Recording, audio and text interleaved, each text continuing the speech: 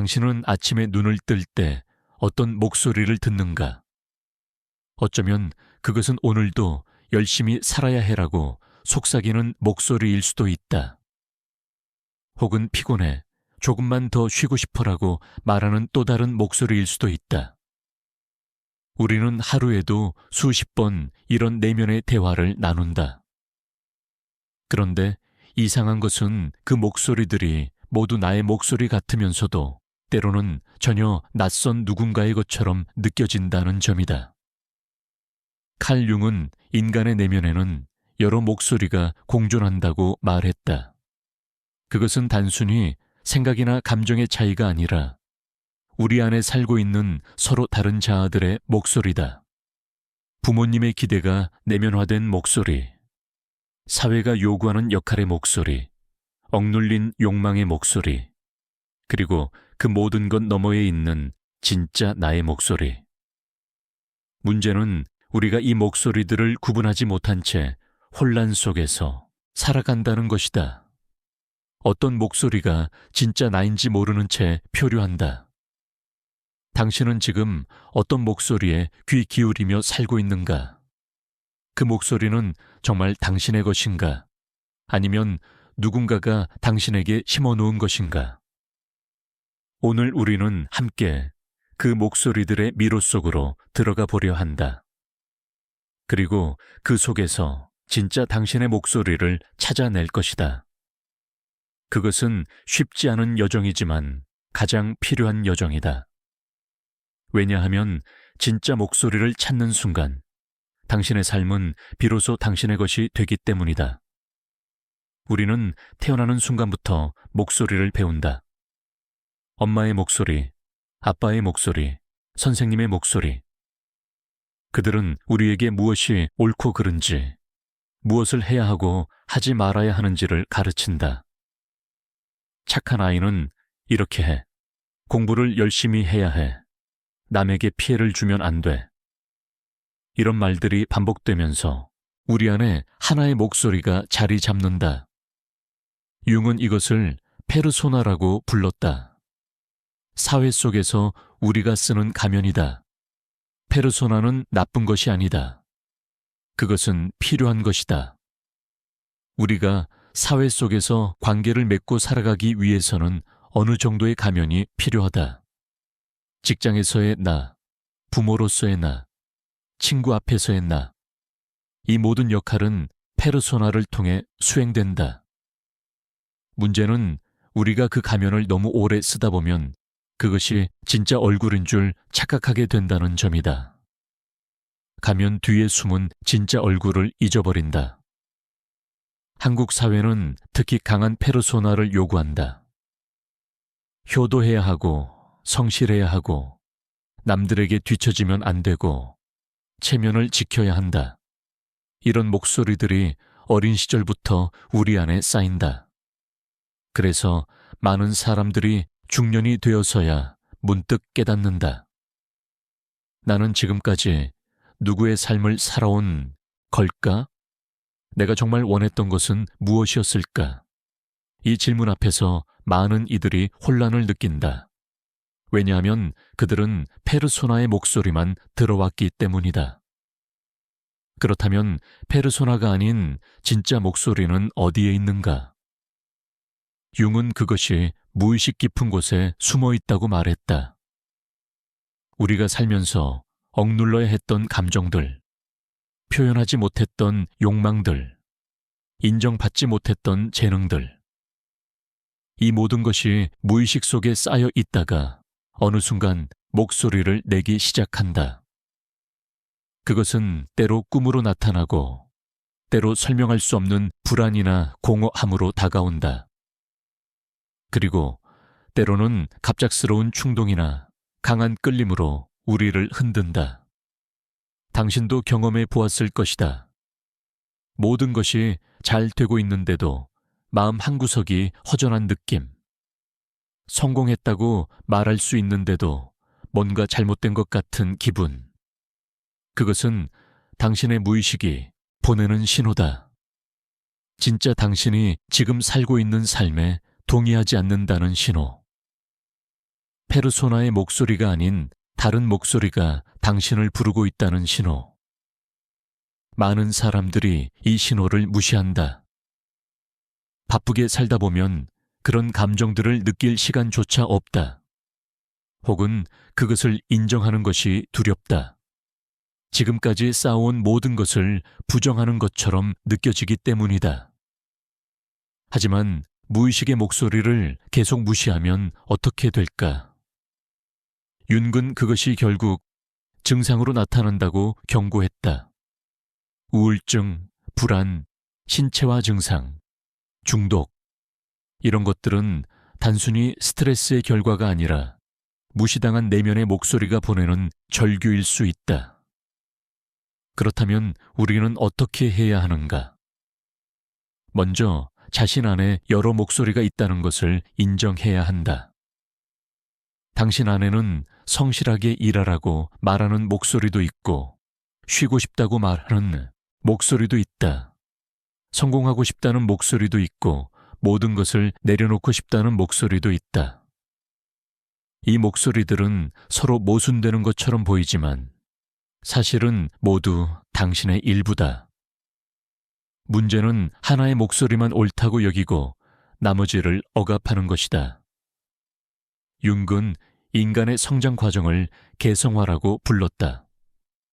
그것은 자신 안의 모든 부분을 통합하여 온전한 자기가 되는 과정이다. 이 과정에서 가장 중요한 것은 자신의 그림자를 마주하는 것이다.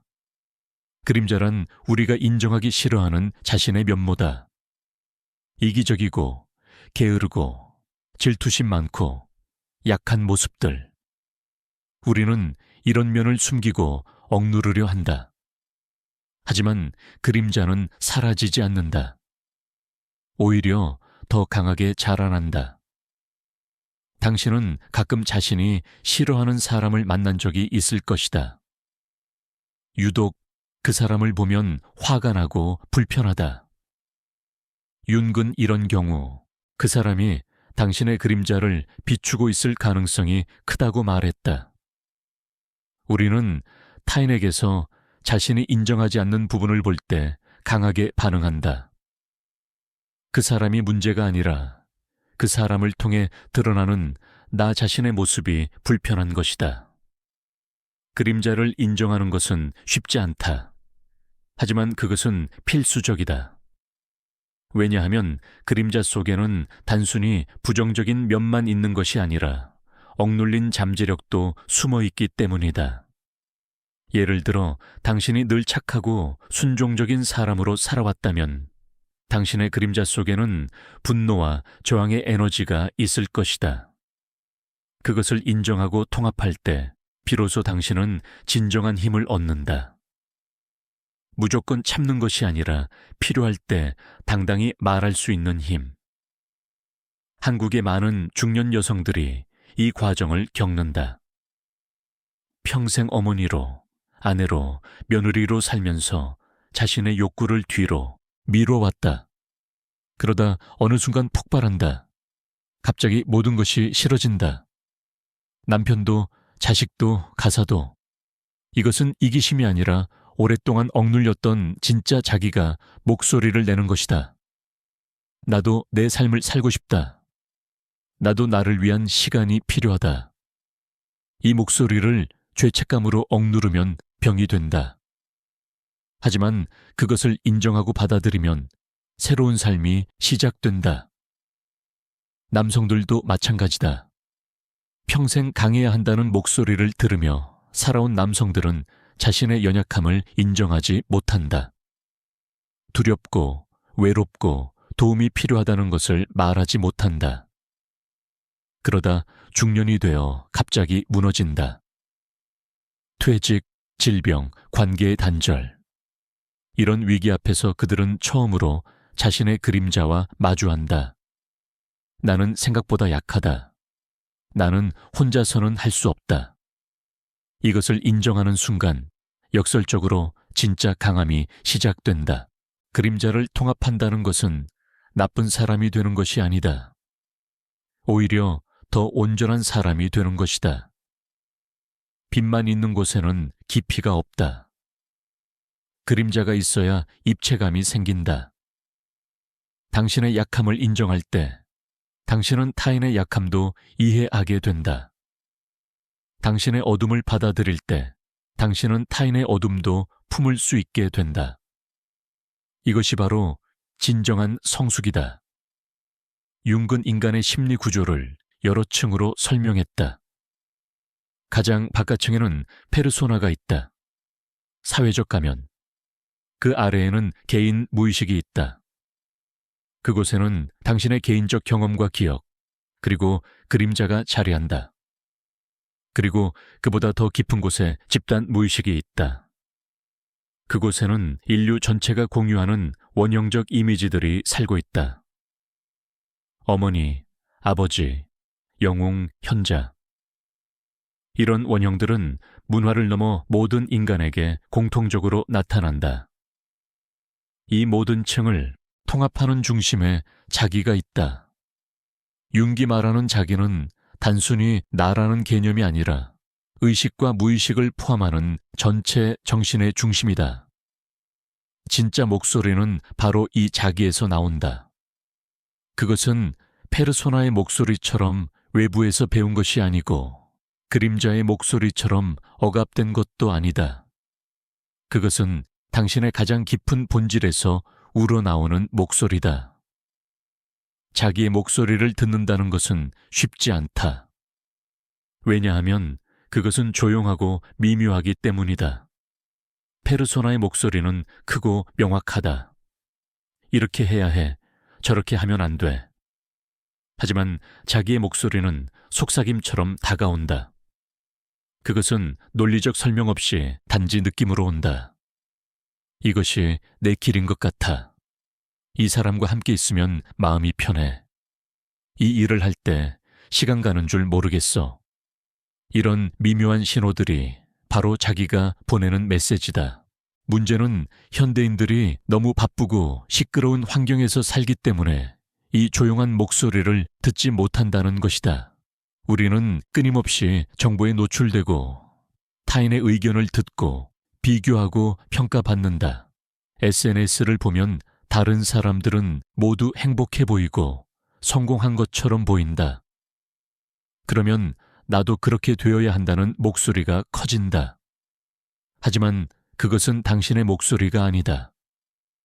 그것은 사회가 만들어낸 환상이다.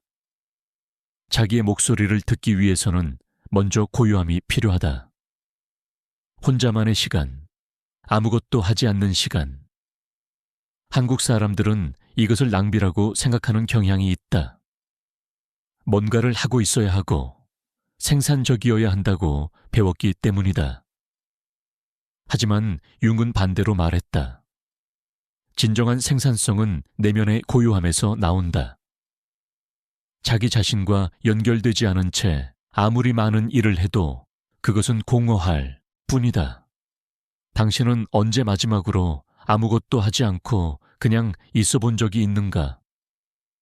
핸드폰도 보지 않고 TV도 켜지 않고 그냥 창밖을 바라보거나 숨소리를 듣는 시간. 처음에는 불편할 것이다. 뭔가를 해야 한다는 강박이 일어날 것이다. 하지만 그것을 견디고 계속 머물러 있으면 어느 순간 다른 것이 들린다. 마음 깊은 곳에서 올라오는 목소리. 그것이 바로 자기의 목소리다. 융은 꿈을 매우 중요하게 여겼다. 꿈은 무의식이 의식에게 보내는 편지이기 때문이다. 우리가 깨어 있을 때는 페르소나의 목소리가 너무 커서 다른 목소리를 듣기 어렵다. 하지만 잠들면 페르소나가 잠시 내려간다. 그때 무의식이 상징과 이미지를 통해 우리에게 말을 건다. 당신이 반복해서 꾸는 꿈이 있다면 그것에 주목하라. 그 꿈은 당신에게 뭔가를 말하려 하고 있다. 꿈을 이해하는 방법은 단순하지 않다. 꿈 해몽책에 나오는 것처럼 1:1 대응으로 해석할 수 없다. 뱀이 나오면 재물이고 돼지가 나오면 행운이라는 식의 해석은 피상적이다. 윤군 꿈의 상징을 개인의 맥락 속에서 이해해야 한다고 강조했다. 같은 뱀이라도 어떤 사람에게는 두려움을, 어떤 사람에게는 지혜를, 또 어떤 사람에게는 변화를 상징할 수 있다. 꿈을 기록하는 습관을 들여보라. 아침에 일어나자마자 꿈을 적는다. 처음에는 잘 기억나지 않을 수도 있다. 하지만 계속하다 보면 점점 생생하게 기억나기 시작한다.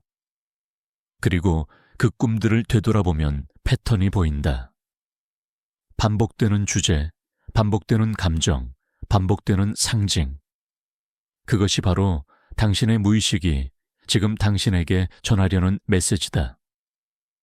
윤근 동시성이라는 개념도 제시했다. 의미 있는 우연의 일치.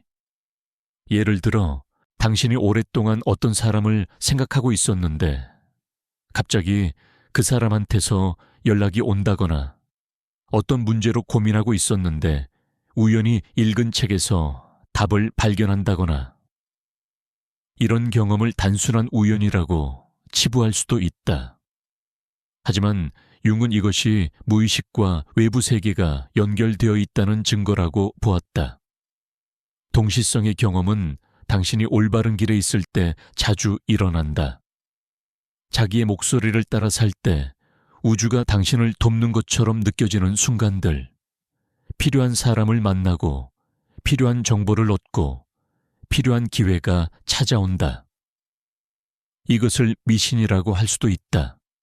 하지만 많은 사람들이 이런 경험을 한다. 진짜 나로 살기 시작할 때 삶이 저절로 흘러가는 느낌. 반대로 페르소나의 목소리만 따라 살 때는 모든 것이 힘들다.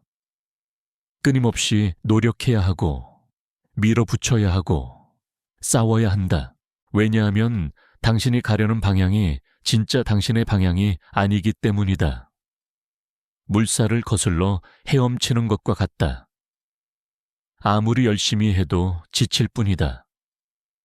하지만 자기의 목소리를 따를 때는 물살을 타고 흐른다. 노력은 필요하지만 그것이 고통스럽지 않다. 오히려 기쁨이 된다. 그렇다면 어떻게 자기의 목소리를 찾을 수 있을까? 융은 몇 가지 실천을 권했다. 첫째는 침묵과 고독의 시간을 갖는 것이다. 매일 최소한 10분이라도 혼자만의 시간을 갖고 내면을 들여다보라. 둘째는 자신의 감정을 관찰하는 것이다. 어떤 일을 할 때 기쁜가? 어떤 사람과 있을 때 편한가? 이런 감정의 신호를 무시하지 말라. 셋째는 창조적 표현을 하는 것이다. 글을 쓰거나, 그림을 그리거나, 음악을 듣거나, 춤을 추거나, 어떤 형태든 상관없다. 중요한 것은 무의식이 표현될 수 있는 통로를 만드는 것이다. 융은 직접 만다라를 그리며 자신의 무의식을 탐구했다. 당신도 그런 방법을 찾아보라. 당신의 무의식은 당신만의 언어로 말을 걸 것이다. 넷째는 자연과 연결되는 것이다. 현대인들은 인공적 환경에서 살다 보니 자연과 단절되어 있다. 하지만 우리의 무의식은 여전히 자연과 연결되어 있다. 산을 걷거나 바다를 보거나 나무 아래 앉아 있을 때 우리는 더 깊은 자기와 만난다. 자연은 우리에게 침묵을 가르친다. 그리고 그 침묵 속에서 진짜 목소리가 들린다. 이 모든 실천의 목적은 하나다. 페르소나와 자기 사이의 간격을 좁히는 것. 겉으로 보이는 나와 내면의 진짜 나를 일치시키는 것. 윤근 이것을 개성화라고 불렀다. 그것은 평생에 걸친 과정이다. 완성되는 것이 아니라 계속 진행되는 것이다. 하지만 그 과정 자체가 의미 있고 아름답다. 개성화의 과정에서 우리는 여러 단계를 거친다. 처음에는 페르소나를 발달시킨다. 사회 속에서 기능하는 법을 배운다. 그 다음에는 그림자와 마주한다. 인정하기 싫었던 자신의 면모를 통합한다. 그리고 나서 아니마와 아니무스를 만난다. 남성 안의 여성성, 여성 안의 남성성. 이것들을 균형 있게 발달시킨다. 마지막으로 자기와 연결된다. 온전한 전체로서의 나. 이 과정은 직선적이지 않다. 나선형으로 진행된다. 같은 주제를 계속 반복해서 만나지만 매번 더 깊은 층위에서 만난다. 예를 들어 분노라는 감정. 처음에는 그것을 억압한다. 그 다음에는 그것을 폭발시킨다. 그리고 나서는 그것을 이해하기 시작한다. 내 분노는 어디서 오는가? 무엇을 보호하려 하는가? 마지막에는 그것을 변형시킨다. 분노를 정의를 위한 열정으로, 변화를 위한 에너지로. 한국의 중년들은 특별한 위치에 있다. 인생의 전반부를 페르소나를 발달시키는 데 썼다. 학교를 다니고, 직장을 잡고, 가정을 꾸리고, 사회적 위치를 확보하는 데 집중했다. 이것은 필요한 과정이었다. 하지만 이제 인생의 후반부로 접어들면서 다른 과제가 주어진다. 이제는 내면으로 눈을 돌릴 때다. 외부의 성취가 아니라 내면의 충만함을 추구할 때다. 융근 인생의 전반부와 후반부는 전혀 다른 목표를 가진다고 말했다. 전반부는 자아를 강화하는 시기다. 나는 할 수 있다. 나는 이룰 수 있다. 하지만 후반부는 자아를 초월하는 시기다. 나를 넘어선 더 큰 의미와 연결되는 시기다. 많은 사람들이 중년의 위기를 겪는 이유는 여전히 전반부의 목표를 붙잡고 있기 때문이다. 더 많이 이루고 더 높이 올라가려 한다. 하지만 그것은 이제 영혼을 채워주지 못한다. 중년은 위기가 아니라 기회다. 지금까지와는 다른 방식으로 살 수 있는 기회. 타인의 기대가 아니라 자신의 목소리를 따라 살 수 있는 기회. 물론 두렵다. 지금까지 의지해온 정체성을 내려놓아야 하기 때문이다. 하지만 그 두려움을 지나면 자유가 있다. 진정한 자유. 당신은 지금 어떤 목소리를 듣고 있는가? 아직도 부모님의 목소리인가? 배우자의 목소리인가? 사회의 목소리인가? 혹은 당신 자신의 목소리인가? 이 질문에 정직하게 답하는 것이 시작이다. 그리고 만약 아직 자신의 목소리를 듣지 못하고 있다면 괜찮다. 이제부터 들으면 된다. 늦은 것이 아니다. 오히려 지금이 바로 적절한 때다. 자기의 목소리를 따라 산다는 것은 이기적으로 사는 것이 아니다. 오히려 그 반대다.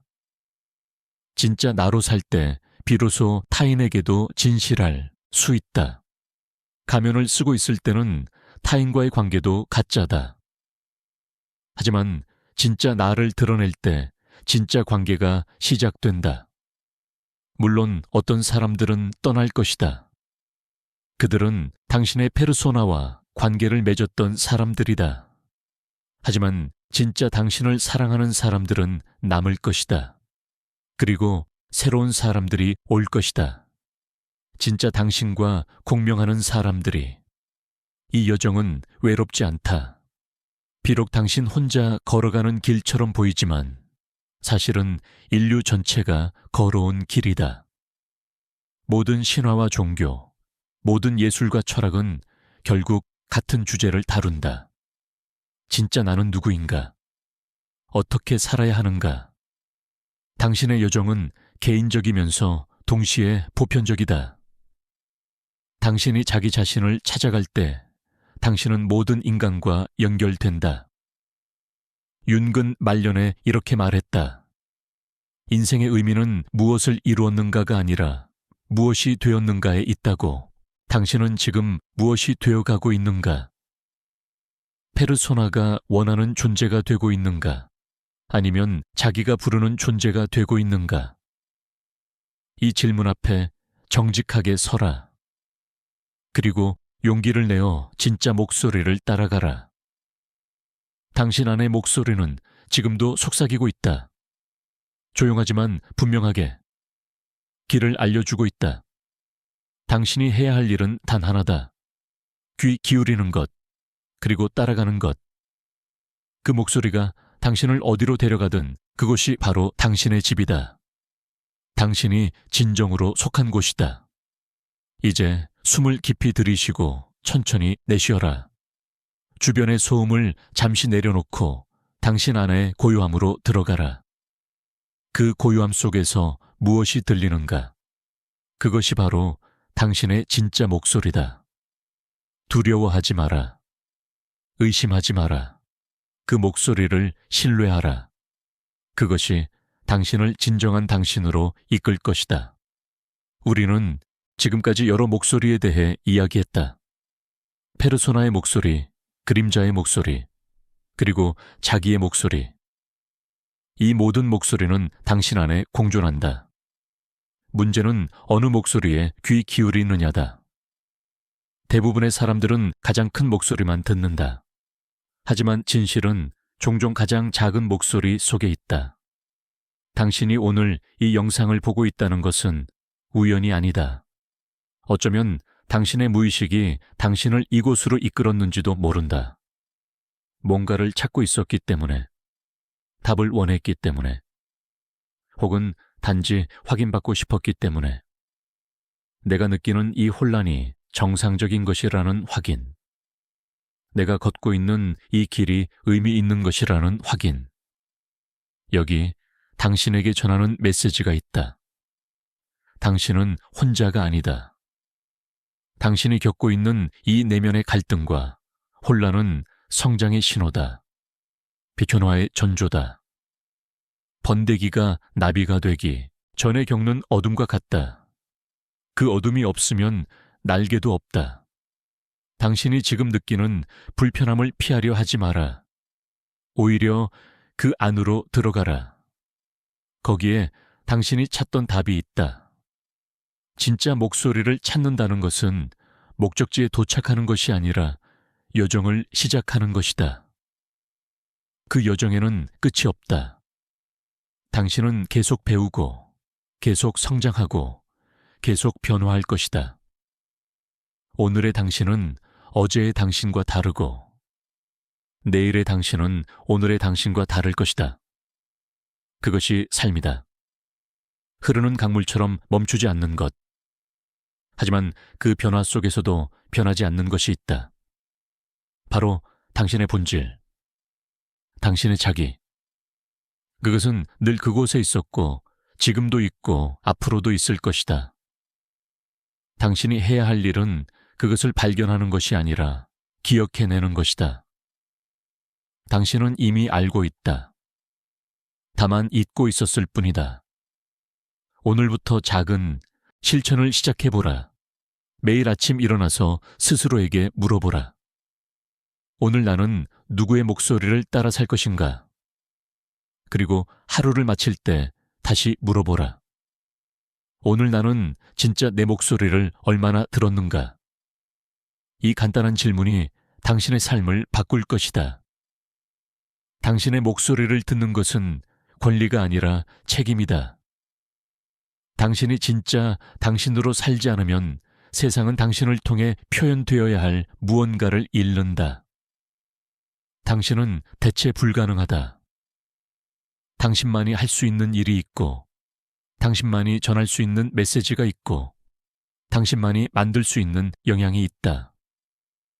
하지만 그것은 당신이 진짜 당신으로 살 때만 가능하다. 지금 이 순간부터 시작하라. 완벽해질 때까지 기다리지 마라. 모든 답을 알 때까지 미루지 마라. 지금 이 자리에서 당신이 들은 목소리를 따라 한 걸음 내디뎌라. 그 한 걸음이 당신의 인생을 바꿀 것이다. 그리고 당신의 인생이 바뀌면 당신 주변의 세상도 바뀐다. 당신 안의 진짜 목소리는 결코 당신을 속이지 않는다. 그것은 늘 당신을 진실로, 사랑으로, 의미로 이끈다. 비록 그 길이 험해 보여도 그것이 당신의 길이다. 비록 외로워 보여도 그것이 당신이 가야 할 방향이다. 신뢰하라. 그리고 걸어가라.